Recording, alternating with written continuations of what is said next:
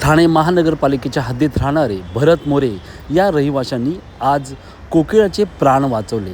आत्तापर्यंत भरत मोरे यांनी ठाणे शहरामध्ये पाळीव प्राणी तसेच पक्षी आणि प्राणी यांचे तब्बल 50 पाळीव प्राण्यांचे प्राण वाचवले आहेत। ठाणे महानगरपालिकेच्या हद्दीमध्ये एका झाडावरून ही कोकिळा खाली पडली।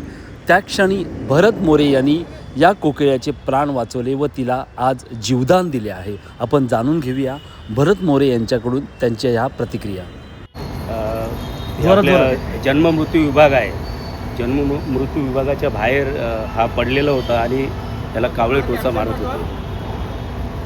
त्याच्यामुळे आपले ड्रायव्हर आहेत गोरे म्हणून आणि ते जाधव म्हणून, त्यांनी मला फोन केला आणि मग मी त्याला पकडायला आलो। त्याला मार लागला आहे, थोडासा मार लागला त्याच्या पंखाला, उजव्या बाजूला जखमी आहे।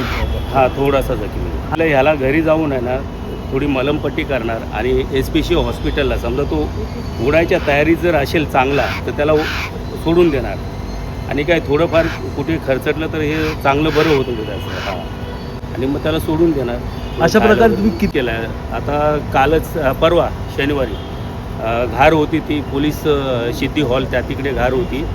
मला पोलिसांनी सांगितलं की घार आहे तिकडे आणि मग ती घार मी घेतली।